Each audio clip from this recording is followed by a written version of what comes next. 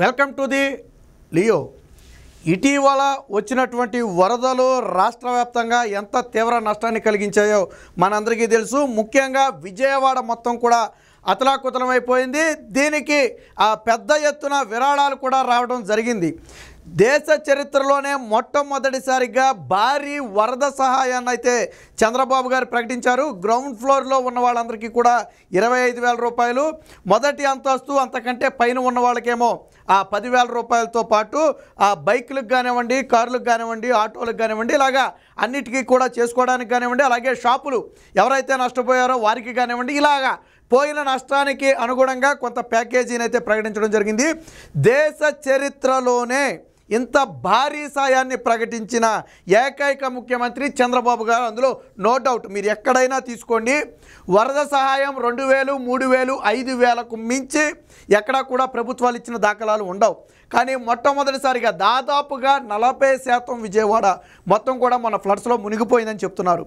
వీరందరికీ కూడా పూర్తి స్థాయి సహాయం అందించాలి. అంటే ప్రభుత్వం ఎంత సహాయం చేయగలిగితే అంత సహాయం చేయాలి. ఎందుకంటే అనుకోకుండా వచ్చినటువంటి ఈ వరదలు వారిని తీవ్ర నిరాశ్రయంలోకి నెట్టేశాయి. చాలామంది అనేక వస్తువులు కోల్పోయారు, కార్లు కోల్పోయారు, రకరకాల ఇది కోల్పోయారు. ఒక ఇంటి నిండా నీళ్లుంటే ఇంట్లో ఉన్న వస్తువులన్నీ ఏమవుతాయో మన అందరికీ తెలుసు. అలాగని వారికి 100% న్యాయం చేయడం అనేది సాధ్యమయ్యే విషయం కాదు. కానీ అవకాశం ఉన్న కాడికి చంద్రబాబు గారే ఇళ్ళు శుభ్రం చేయించారు, చంద్రబాబు గారే రోడ్లు శుభ్రం చేయించారు, వెంటనే యుద్ధ ప్రాతిపదికన మెడిసిన్లు ఏర్పాటు చేశారు. సో మనకు తెలుసు 10 రోజుల పాటు చంద్రబాబు గారు దాదాపుగా 10 రోజులు 11 రోజులు పూర్తిగా వినాయక చవితిని కూడా వరద ప్రాంతంలోనే చేసుకున్నారు తప్ప ఇంటికి వెళ్లకుండా 10 రోజుల పాటు నిరంతరం శ్రమించి మొత్తంగా వీలైనంత వరకు ఎక్కువ మందికి అయితే న్యాయం చేసే ప్రయత్నం చేశారు. దీనికి ఇప్పుడు వరద సహాయాన్ని అయితే నిన్న ప్రకటించడం జరిగింది. చాలామంది ఆనందం వ్యక్తం చేశారు.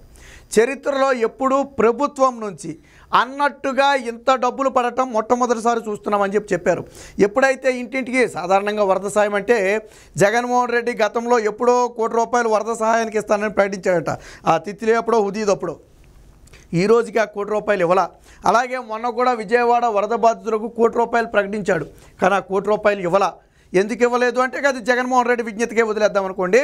ఇప్పుడు కానీ పెద్ద మనసుతో రాష్ట్రం ఇబ్బందుల్లో ఉన్న సమయంలో పెద్ద మనసుతో చిన్నారుల దగ్గర నుంచి, పారిశ్రామికవేత్తల దగ్గర నుంచి, సినీ ప్రముఖుల దగ్గర నుంచి అన్ని రంగాలకు చివరికి ఉద్యోగులు, మంత్రులు కూడా, రాజకీయ నేతలు కూడా తమ వంతు సాయాన్ని అందించి 400 కోట్ల రూపాయల సాయాన్ని అయితే అందించడం జరిగింది సీఎంఆర్ఎఫ్కి. దానికి అదనంగా రాష్ట్ర ప్రభుత్వం మరొక 200 కోట్ల రూపాయలు యాడ్ చేసి 600 కోట్ల రూపాయల సాయాన్ని నిన్నైతే విడుదల చేయడం జరిగింది. ఇదేమీ చిన్న విషయం కాదు. 600 కోట్ల రూపాయల వరద సాయం అనేది చిన్న విషయం కానే కాదు. నిన్న అనుకున్నట్టుగానే ఎవరికి ఎంత అమౌంట్ అయితే వస్తుంది అని రికార్డులో రాసుకుని వెళ్ళారు వారందరికీ నిన్న సాయంత్రమే అమౌంట్ కూడా క్రెడిట్ అవ్వడం జరిగింది. దీని మీద వాళ్ళందరూ ఆనందం వ్యక్తం చేసే పరిస్థితి. చాలామంది ఏమనుకున్నారంటే ఎలాంటి ప్రభుత్వాలు చాలా చెప్పాయి, అది ఇస్తాం ఇది ఇస్తామని. ఒక 2 నెలలు 3 నెలలు ఆలస్యం చేసి ఆ తర్వాత దాన్ని అందరూ మర్చిపోతారు. సాధారణంగా అంతే కదా. 2-3 నెలల తర్వాత దీన్ని ఎవరికి గుర్తుండదు, ఎవరి పనుల్లో వాళ్ళు పడిపోతారు. మళ్ళీ వదిలేస్తారులే, మనకేం సాయం చేస్తారని చాలామంది భావించారు. కానీ చంద్రబాబు గారు అలా కాదు. ఇచ్చిన మాట ప్రకారం వరదలు తగ్గగానే వాస్తవానికి స్టిల్ ఇంకా సీఎంఆర్ఎఫ్కి విరాళాలు వస్తూనే ఉన్నాయి. సో ఎప్పటి వరకు వచ్చింది 400 కోట్లు అయితే దానికి రాష్ట్ర ప్రభుత్వం మరొక 200 కోట్ల రూపాయలు యాడ్ చేసి 600 కోట్ల రూపాయల సాయాన్ని అయితే నిన్న వరద బాధితులకు ఇవ్వడం జరిగింది. ఇది పూర్తిగా వరద బాధితులు ఆ సమయంలో ఎదుర్కొన్నటువంటి సమస్యలకు ఇది ఒక కొంత ఉపశమనం అని చెప్పుకోవచ్చు. అలాగని 100% వారికి న్యాయం జరిగిందని చెప్పకపోయినప్పటికీ కూడా ఎవరూ చేయలేం. ఇంట్లో పోయినటువంటి వస్తువులన్నిటికీ మనం న్యాయం చేయాలంటే చేయలేం. పాపం చంద్రబాబు గారు అవకాశం ఉన్న కాడికి ఉచితంగా గ్యాస్ రిపేర్ చేయించే ప్రయత్నం చేశారు, ఉచితంగా బైకులు రిపేర్ చేయించే ప్రయత్నం చేశారు, ఇన్సూరెన్స్ కంపెనీలతో మాట్లాడి వేగంగా ఇన్సూరెన్స్ వచ్చి ఏర్పాటు చేయడానికి కృషి చేశారు. సో సాయి శక్తిలా ఒక ప్రభుత్వం ఎంతైతే చేయగలుగుతుందో అంతకంటే ఎక్కువే చేశారని చెప్పుకోవచ్చు.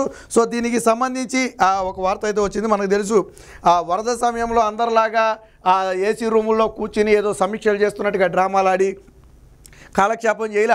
అధికారులకు ఆయన ఆదేశాలు ఇస్తే ఆ అధికారులే పరుగులు పెడతారు. కానీ ఆయన కూడా బయటకు వచ్చి ప్రజలకు నేనున్నాననే భరోసా ఇచ్చి 10 రోజుల పాటు నీళ్లలో దిగి నడిచారు. మోకాళ్ళ లోతు నీళ్లలో దిగి నడిచారు. ఒక ముఖ్యమంత్రి మోకాళ్ళ లోతు నీళ్లలో ఎప్పుడైనా విజిటింగ్కి వెళ్తే ఏదో ఫోజులు ఇవ్వడానికి ఒక 2 నిమిషాలు 3 నిమిషాలు 5 నిమిషాలు నడిచి ఉండొచ్చు. కానీ చంద్రబాబు గారు 10 రోజుల పాటు వరద నీటిలోనే తిరిగారు, వరద నీటిలోనే ఉన్నారు. పూర్తిగా తన సెక్యూరిటీని కూడా తగ్గించేసుకుని, వెళ్ళటానికి సాధ్యపడకపోతే సెక్యూరిటీని కూడా తగ్గించేసుకుని వరద ప్రభావిత ప్రాంతాల్లో అయితే చంద్రబాబు గారు తిరగడం జరిగింది. సో దీనికి సంబంధించి సాయాన్ని అయితే ప్రకటించారు. ఒకసారి చూద్దాం. అంతా ఒక్కటై కదిలాం, 400 కోట్ల రూపాయలు విరాళాలు అందాయి, స్పందించిన అందరికీ కృతజ్ఞతలు. వరద రాష్ట్రంలోని వరద బాధితులకు 602 కోట్ల రూపాయల సాయం. అంటే విరాళాల ద్వారా వచ్చిన 400 కోట్ల రూపాయలకి రాష్ట్ర ప్రభుత్వం మరొక 202 కోట్ల రూపాయలు యాడ్ చేసి 602 కోట్ల రూపాయలు అయితే విడుదల చేసింది.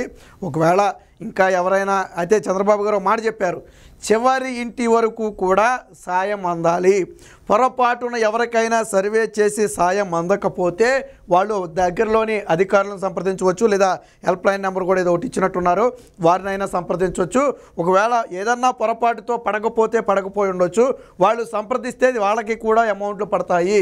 సర్వే జరిగిన ప్రతి ఇంటికి కూడా డబ్బులు పడతాయి, అందులో ఎటువంటి సందేహం లేదు. బ్యారేజీ విధ్వంసానికే వైసీపీ కుట్ర, ఎంతటి వారైనా అరెస్టు చేసి తీరతాం, సీఎం చంద్రబాబు. ఇటీవల కురిసిన వర్షాలు రాష్ట్రంలోని అనేక ప్రాంతాలను అతలాకుతలం చేశాయి, భారీ స్థాయిలో నష్టం సంభవించింది. విజయవాడ నగరంలోకి ఓవైపు వర్షం నీరు వస్తుంటే మరోవైపు బుడమేరు పోటెత్తింది.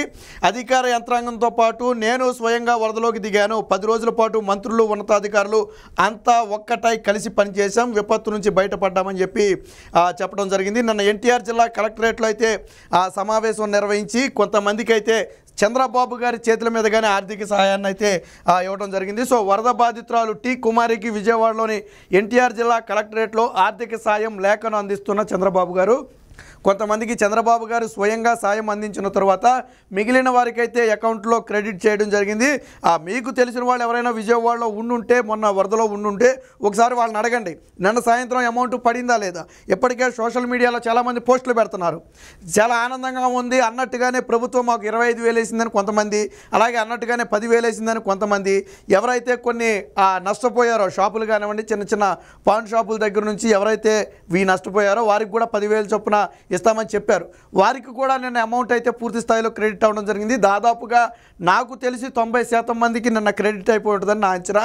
మిగిలిన 10% మందికి కూడా ఏదన్నా టెక్నికల్ ఇష్యూల వల్ల మీ బ్యాంకులో క్రెడిట్ అవ్వకపోతే అది కూడా ఈరోజు అవుతుంది. ఒకవేళ సర్వే జరిగి ఎవరికైనా డబ్బులు అందకపోతే దగ్గరలో ఉన్నటువంటి ప్రభుత్వ అధికారులను ఒకసారి సంప్రదించండి, వాళ్ళే మీకు అమౌంట్ వచ్చే ఏర్పాట్లు అయితే చేస్తారు.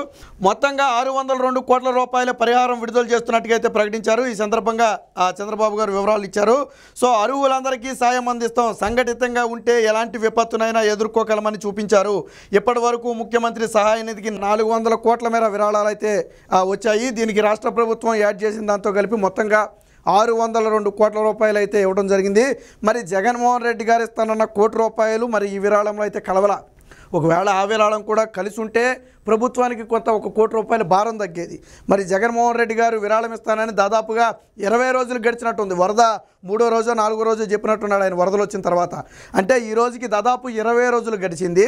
జగన్మోహన్ రెడ్డి ఇస్తాను అన్న ₹1 ఈ రోజుకి అజాపజా లేదు. గతంలో తిత్తులేకో ఉదూదుకో ₹1 ఇస్తా అన్నాడు, అది ఇవ్వలేదట. ఇప్పుడు ₹1 ఇస్తా అన్నాడు, ఇది కూడా ఇవ్వలేదు. అంటే ఒక అసమర్థ వ్యక్తిని రాజకీయాల్లో ఉంటే చేసేది ఇదే. నిజంగా చెప్పండి, జగన్మోహన్ రెడ్డి ₹1 ఇవ్వలేడా? భారతీయ సిమెంట్ నుంచి కానీ, సాక్షి నుంచి కానీ, సండూరి పవర్స్ నుంచి కానీ ₹1 విరాళం ఇచ్చారా? హెరిటేజ్ నుంచి 2 తెలుగు రాష్ట్రాలకు 2 కోట్లు 4 కోట్ల రూపాయలు విరాళం ఇచ్చారు. ఇప్పుడు ఏదో వీళ్ళు అధికారంలో ఉన్నారని కాదు, ఎప్పుడు ప్రకృతి విపత్తులు వచ్చినా ఎన్టీఆర్ ట్రస్టు ముందుండి సేవలు అందిస్తుంది, అది అందరికీ తెలిసిందే. మరి ఎందుకు భారతీరెడ్డి అలా సేవలు అందించదు? ఎందుకు సాక్షి నుంచి లేకపోతే ఆ భారతీయ సిమెంట్ నుంచి ఎందుకు విరాళాలు రావు? పోనీ జగన్మోహన్ రెడ్డి మాజీ ముఖ్యమంత్రి కదా, పోనీ ఆయన ఇస్తానన్న ₹1 ఎందుకు ఇవ్వలేదు? అంటే వరద బాధితులంటే కనీసం ఇది కూడా లేదు. జగన్మోహన్ రెడ్డి రాజకీయాలు చేస్తాడు తప్ప చేతితో రూపాయి కూడా ఇవ్వడని ఏదైతే గతంలో ఇప్పటివరకు చెబుతూ వచ్చారో అది అక్షర సత్యం అని చెప్పి ఈరోజు నిరూపించబడింది.